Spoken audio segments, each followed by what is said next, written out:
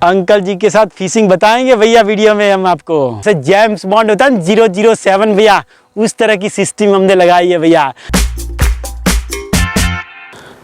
हाँ जा भैया, सुनो ध्यान से सुनो। सुना सुना ध्यान से भैया? मैंने नहीं सुना, बताओ क्यों भैया? तो मैं सबसे पहले बताना चाहता हूँ कि यह वीडियो कोई पॉजिटिव वीडियो नहीं है भैया, ये नेगेटिव वीडियो है। उसमें कोई फन या कोई मैं आपको सिखाने वाला नहीं हूँ भैया। इस वीडियो में मैं आपको यह कहानी बताऊंगा भैया कि जो आज तक मैं किसी को भी बताना नहीं चाहता था भैया, और आपके सामने मैं बताने वाला हूँ। और उससे पहले मैं आपको ये बताना चाहता हूँ, तो मैं जीवन में किसी भी चीज़ से आज तक डरा नहीं हूँ भैया। हार्ड वर्क करने से, ऐसे रोड पे सोने से भैया, मजदूरी करने से, 2 टाइम भूखे रहने से, आज तक मैं किसी भी चीज़ से नहीं डरा हूँ। खाली एक ही चीज़ से मेरे को बहुत ही डर लगता था, मैं उसके बारे में बताऊंगा भैया। हम आगे का वीडियो नीचे जाके बताएंगे भैया, लेकिन उससे पहले मैं बता देता हूँ अपना दोस्त जो जिमी है, उसका घर ये है भैया। और मेरा एक दूसरा दोस्त है गेमिल, इसका मकान ये है भैया। और यहाँ पे अभी इस उनाड़े में सब बोटें आती है भैया, और छोटी छोटी बोटें सब पार्किंग होती है भैया। और फिर ये लोग है ना बड़े से ऐसे छोटी, देखा है मेरे पीछे जो रिवर, उसका सेंट लॉरेंस रिवर में सब घूमने जाते हैं भैया। तो अभी हम लोग गाड़ी में बैठ के नीचे जाते हैं और मैं आपको बताता हूँ कि मेरे को कनाडा में कैसी प्रॉब्लम हो गई है। ठीक है भैया? तो आइए गाड़ी में बैठ के आगे से वीडियो बनाता हूँ। अभी हम वहाँ पे ऊपर थे भैया, यहाँ से पूरा का पूरा रास्ता काट के हम यहाँ पे नीचे आए, और उस पूरा का पूरा जर्नी आपको देखा तो मैंने वीडियो के अंत में उसका लिंक लगा रखा है भैया। अभी मैं बताता हूँ भैया, देखिए ये अंकल जी यहाँ पे फिशिंग करने आए हैं। समर शुरू हो गया तो उनके साथ बात भी करते हैं, लेकिन बताता हूँ भैया कि अगर आपको नहीं मालूम है तो इंग्लिश या फ्रेंच मेरी तीसरी या चौथी लैंग्वेज है भैया। वैसे ही आपको तो मालूम ही होगा, हम लोग इंडियन हैं तो भैया यहाँ पे परदेश में आते हैं तो फॉरेन के एक्सेंट से कितनी तकलीफ़ होती है भैया। और एक तो इंडियन एक्सेंट भैया अपने, और यहाँ पे मैं पब्लिक सर्विस में हूँ, मेरा काम ही यही है लोगों को सुनना और उनको एजुकेट करना भैया। तो मेरे को शुरू में यहाँ पर बहुत बड़ी प्रॉब्लम हो गई। वो क्या बोल रहे थे भैया वो मेरे को सुनाई नहीं दे रहा था, क्योंकि मेरे को कान में प्रॉब्लम थी। तो मेरे के भैया 60% हियरिंग एड भैया चली गई थी, खाली 40% ही मेरे को सुनाई दे रहा था। तो बीच में 2 साल तक, 1 या 1.5 साल तक तो कैसा रहा पता भैया, वो बोले उसमें से मेरे को 40% ही मालूम पड़े। और यहाँ पे पूरा फ्रेंच रीजन है, तो ज़्यादातर तक कोई बोले ना भैया तो मैं उसके सामने से तक रहता था। तो सब बोले ये पागल आदमी है क्या, हमारे लिप्स के सामने देखा रहता है भैया। और मैं ज़्यादातर गेसिंग का वर्क करता था भैया, वो क्या बोले मेरे को खाली उसका जजमेंट लेके बोलना पड़ता था। और कई लोगों ने तो ये भी सोचा होगा भैया, हमारे आसपास वालों ने, कि क्या आदमी को जॉब पे दिया है भैया, उसको पूछते क्या है, जवाब क्या देता है भैया। क्योंकि हम बहरे थे, जब हमको कुछ मालूम ही नहीं पड़ रहा था कि ये क्या बोल रहे हैं भैया। तो हमने क्या किया, एक बार भैया यहाँ पे हम लोग डॉक्टर के पास गए, तो डॉक्टर ने सब चेक किया। फिर उन्होंने बताया कि आपके यहाँ पे पर्दे में कोई तकलीफ है तो कि मेटल का डिवाइस अंदर इंस्टॉल करना पड़ेगा भैया। ध्यान से सुनेगा, आपको ये हमने क्यों पहन रखा है आपको मालूम पड़ेगा भैया। कभी कभी वीडियो में आप लोग कंप्लेन करते हो कि भैया जी आपका ये डिस्टर्बेंस बहुत आ रहा है, हमको मालूम ही नहीं पड़ता है, क्योंकि तब हम हियरिंग एड नहीं पहनते हैं भैया। तो फिर हमने सर्जरी करवा दी भैया कान की, और सर्जरी का वीडियो हमने नीचे डाला है भैया डिस्क्रिप्शन में, क्या आप वहाँ पर भी जा सकते हो। लेकिन सुनिए अब क्या हुआ, सर्जरी के बाद हम लोग 2 महीने के बाद चेकिंग करवाने गए, तो जो हमारी सुनाई देने की जो हमारी शक्ति थी ना, उससे भी कम हो गई है। और अभी उसका निवारण ही नहीं है भैया।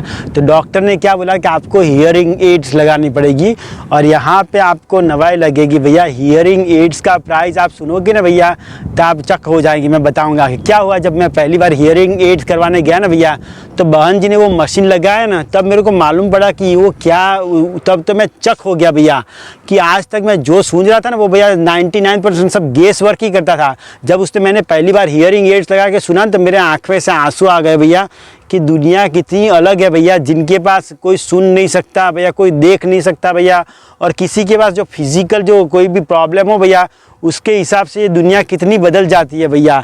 तब जाके मेरे को मालूम पड़ा। तो भैया यहाँ पे जब ये डॉक्टर ने हमको प्रिस्क्रिप्शन लिख के दिया, और हम जब हियरिंग एड्स वाली बहन के पास गए भैया, उसका वीडियो मैंने अंत में वो भी डाला है भैया। जो हियरिंग एड्स वाली बहन है उसने मेरा सब हियरिंग एड्स का सब ये कान का चेक किया, और उसने निवारण लिया भैया कि 60% आपका हियरिंग एड है ही नहीं। यानी कि मेरे को भैया कोई 1 या 1.5 मीटर पास से बोले तभी मालूम पड़े, बाकी ज़्यादा दूर से बाले पकड़े तो कुछ मालूम ही नहीं पड़ता। और ज़्यादातर जब मैं रोड पे जाऊँ, मेरी कुछ भी डिस्टर्बेंस हो ना भैया, तो मेरे को मालूम ही नहीं पड़ा कि सामने वाला आदमी क्या बोल रहा है भैया। तो बहुत ही बड़ी तकलीफ हुई भैया। और मेरे को उसके बहुत टेंशन भी रहता था कि साला अपने जॉब चला जाएगा। लेकिन कनाडा में यह चीज़ बड़ी अच्छी भैया, आपको कोई भी फिजिकल मेंटल प्रॉब्लम होगी तो यहाँ पे गवर्नमेंट आपको फायर नहीं करती है भैया, आपको बहुत ही अच्छी तरह हेल्प करेगी भैया सेटल होने के लिए। फिर जब मैंने हियरिंग एड्स बनवाने का ऑर्डर लिया भैया, तो हियरिंग एड्स की कीमत क्या होगी बता, मालूम है? बता, मैं इसके लिए बिल आपके पास लेके आया हूँ, तो आपको मालूम पड़ेगा कि ये भैया ना भैया ये फाँके नहीं लगा रहा है। हियरिंग एड्स का कीमत था $2200 भैया, और उसमें से सरकार दे रही थी $1740 और $460 मेरे को घर से निकालने थे। अब ये $2200 का भैया यहाँ पे मैं बताता हूँ कि उसकी इंडिया में करीबन कीमत होगी 1,10,000 या 20,000 रुपया भैया। और यहाँ पे बहुत सारे लोग भैया इंडिया में तो ये भी बोलते हैं कि हियरिंग एड्स यहाँ पे भी इतनी कीमत मिलती है भैया। हियरिंग एड्स का इंडिया में कितना प्राइस है जरा आपको मालूम है तो मेरे को भैया यहाँ पे कमेंट में लिख के बताओ, तो हमको भी मालूम पड़े भैया। तो जब मैंने हियरिंग एड्स लगा कि भैया शुरुआत किया पढ़ने का, तो मेरी पूरी जीवन ही बदल गया भैया।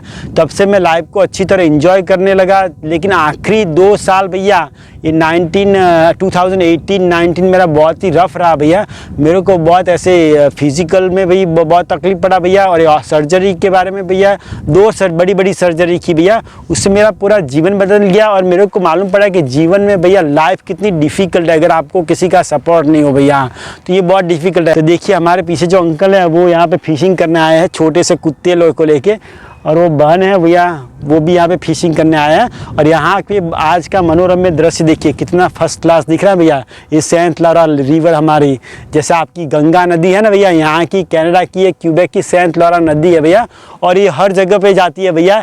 यही रिवर से तो अंग्रेज आज से 200-300 साल पहले भैया इसी जैसे इंडिया में आए थे ना, ऐसे यहाँ पे नावड़ी में बैठ के यहाँ पे आए थे और क्यूबेक और कनाडा पे उन्होंने राज करने की कोशिश किया था भैया। देखिए यहाँ का दृश्य कितना मनोरम्य है भैया। लगता है अंकल जी ने कोई फीस पकड़ लिया भैया, मैं आपको बताने की कोशिश कर रहा हूँ। अबे ये उन्होंने चक्कर लगा। Est-ce qu'il y a poisson? Non, hein? Est-ce qu'il y a poisson? Non? Oui, non? Est-ce que vous déjà avez reçu poisson? Est-ce que je peux le voir? उन्होंने फीस पकड़ा है, मैं आपको दिखाता हूँ। Ah oui, वाह, जब ले हुआ आता इतना बड़ा मोटा सा फीस पकड़ लिया, c'est vraiment, वाह वाह। Salut. Ah oui, à quelle heure que vous commencez ce matin? Toute la journée. Ah oui, combien que vous allez ramasser à la fin de journée? Ça dépend. Ok, oui, c'est vrai, là. Mais c'est fun quand même, hein? Oui, C'est fun quand même. Bon, je vous souhaite une bonne chance, monsieur. merci. Salut. मैं आपको बताता हूँ ये hearing aid कैसे काम करती है भैया। ये देखिए एक पूरा सा तार होगा, आपको बहुत सारे वीडियो में इतना दिख भी नहीं रहा होगा भैया, ये खाली इतना सा छोटा सा तार है भैया, उससे पूरा हियरिंग एड चलता है भैया। और ये ब्लूटूथ वाला है। अब मैं बताता हूँ, अगर किसी का फ़ोन आ गया भैया तो हमारे फ़ोन में घंटी नहीं बजती है, क्योंकि अगर वो घंटी बजेगी तो हमको इतना सुनाई नहीं देगा। ये फ़ोन आएगा तो सीधा ये ब्लूटूथ से होके भैया फ़ोन में, हमारे फ़ोन में घंटी नहीं बजती, डायरेक्ट हमारे कान में घंटी बजती है भैया। जब हम लोग दौड़ने जाते हैं ना भैया तो बहुत ही कम बार हम लोग हेडफोन का इस्तेमाल करते हैं भैया। ये जब ये भूल जाए तब तो हमको थोड़ा थोड़ा सुनाई देता है। ज़्यादातर हम लोग मोबाइल से भैया डायरेक्ट यहाँ पे कान में हम लोग बात करते हैं भैया।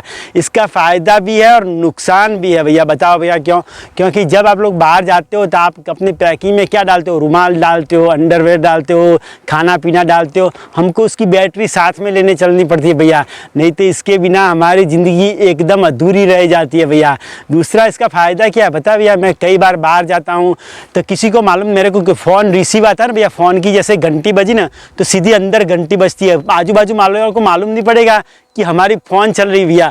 खाली इस बटन से क्लिक करेंगे ना भैया तो फ़ोन हमारी रिसीव हो जाएगी और मैं ऐसे बातें करूँगा ना भैया, जैसे जेम्स बॉन्ड होता है ना 007 भैया, उस तरह की सिस्टम हमने लगाई है भैया। जैसे ही किसी ने फ़ोन किया, ऐसे टुप किया भैया तो फ़ोन अंदर से चालू हो जाएगा। सामने वालों को मालूम भी नहीं पड़ेगा कि ये भैया फ़ोन पे बात कर रहा है या हमसे बात कर रहा है भैया। और ये देखिए हमारे कान में भैया दिख रहा है आपको, बहुत ही पतली सी वायर है किसी को मालूम भी नहीं पड़ेगा भैया कि यहाँ पे कान में ऐसा लगा रखा है भैया। तो इसी तरह भैया हमारे जीवन में दुख सुख और ये प्रॉब्लम तो आती रहती है, लेकिन हमको भैया डट के भैया मजबूरी से लेकिन हमको डट के भैया उसका सामना करना है भैया। अगर आपको भी इंटरेस्ट है कि आपकी कोई वीक प्रॉब्लम, वीक पॉइंट के बारे में, जैसे आपका फाइनेंशियली वीक पॉइंट है, कोई फिजिकली आपका कोई दर्द है भैया, तो आप भी हमारे साथ अगर आपका शेयर करने का इच्छा है तो आप मेरे को नीचे कमेंट में लिख के बता सकते हैं भैया। मैं आपको बताता हूँ भैया, यह दर्द है ना भैया, किसी के साथ शेयर करने से अच्छा भी रहता है और कभी कभी हमको ध्यान भी रहना चाहिए कि उसको ओवर शेयर नहीं करे भैया। नहीं, कभी कभी लोग, पब्लिक अपने को जज भी करती है और मैं समझता हूँ, मैंने उसका ऑलरेडी एक्सपीरियंस कर चुका हूँ भैया। अगर किसी को भी आपका भैया वीक पॉइंट मालूम पड़ा ना भैया, तो आपके विरुद्ध में भी इस्तेमाल कर सकता है भैया। यानी कि हर किसी को ये चीज़ बनाने का कोई भी फायदा नहीं है भैया। अगर आप मेरी चैनल पर नए आए हैं तो मैं बताना चाहता हूँ कि इसके अलावा भी मैंने कनाडा के बहुत ही अच्छे वीडियो बनाए हैं। करीबन 200 वीडियो की लिंक मैंने नीचे डिस्क्रिप्शन में डाल के रखी है भैया, कि भैया यहाँ पे कनाडा में अगर आए तो आप यहाँ का ड्राइविंग लाइसेंस कैसे ले सकते हैं भैया, आप यहाँ पे 1 महीने का रहने का कितना खर्चा होता है भैया। बड़े अच्छे वीडियो बनाए हैं भैया। और मेरे फेसबुक और इंस्टाग्राम पर भी मैं रेगुलर पोस्टिंग करता रहता हूँ। अगर आपको मेरी पर्सनल लाइफ के बारे में जानने में रह सकता है तो मेरी फेसबुक और इंस्टाग्राम पे आप अपना फॉलो कीजिए, तो वहाँ पे भी ज़्यादा माहिती मिल जाएगी। और संडे को 6:30 बजे भैया मैं मेंबर्स के लिए लाइव होता हूँ, और उनका जो खाली मेंबर्स ओनली चैट, यानी जो मेंबर भाई लोग जो सवाल जवाब पूछते हैं भैया, मैं उनको ये सब उनके आंसर देता हूँ भैया। तो अगर आपको मेंबर्स बनने में रस है तो जो सब्सक्राइब का बटन है उसके बाद जो ज्वाइन का बटन क्लिक करेंगे भैया, तो आप हमारे मेंबर भी बन सकते हैं भैया। अभी वीडियो चालू है तो मैं आपको यहाँ पर जो छोटा सा पार्क है ना वो दिखाता हूँ भैया। यहाँ पे कनाडा में ठिकाने पे भैया ऐसे छोटे से पार्क बना रखे हैं। देखिए भैया, ये बच्चों के खेलने के लिए बड़ा अच्छा सा प्लेग्राउंड बना रखा है। और यहाँ पे भैया ये हर एक छोटे बड़े गांव में सभी जगह पे ये पार्क लगे रखे होते हैं भैया।